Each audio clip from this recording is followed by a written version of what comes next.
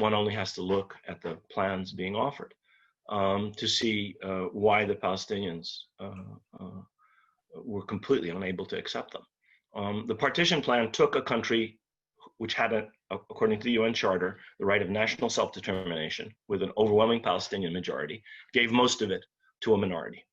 It was an inherently unjust plan. It violated the UN Charter, but the United States and the Soviet Union rammed it through the General Assembly in the form of General Assembly Resolution 181 in November 1947, and it was imposed. What was meant to impose was the creation of a Jewish state. The Arab state that was called for was never created, and the great powers didn't care one bit about it. They had no intention of creating an Arab state, in fact, and did not lift a finger when it was strangled in its cradle by an unholy combination of Britain, Transjordan, and of course Israel mainly. And one could go through so-called peace plan by peace plan and ask, why would anybody expect the Palestinians to accept them? Security Council resolution doesn't even mention the Palestinians. They weren't asked to accept it. Security Council resolution imposed a framework intended to eliminate Palestine and designed to eliminate the Palestinians. So that the irony is that the Palestinians are forced to jump through a hoop which was intentionally closed to exclude them. To join in the peace process, you have to accept 242, but 242 doesn't mention Palestine or the Palestinians or make any reference to them. Just resolution of the refugee problem is the only nod towards them, and it's not even mentioned which refugee problem. And one could go plan by plan. One has to begin in another place to understand this. One has to begin by talking about Zionism as a colonial settler project.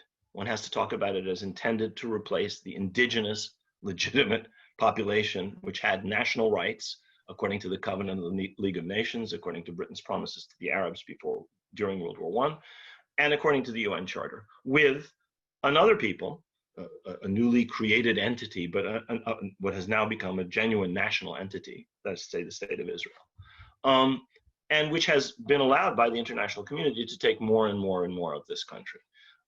So the plans that are offered never came anywhere near not only justice or the requirements of international law, but also the aspirations of the Palestinians, which were to live as a sovereign people in their own homeland.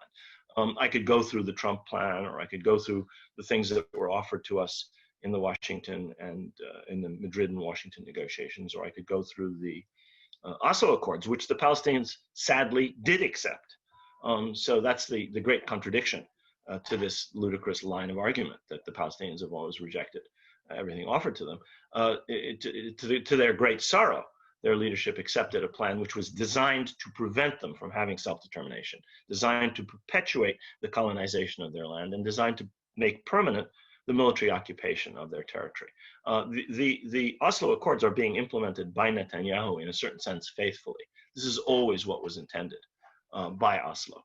And in the book, I go back to the real brain behind this, which was Menachem Begin, back in Camp David in 1978, and laying down the idea of autonomy for the Palestinians, but no control over land, no control over sovereignty, no control over anything, actually.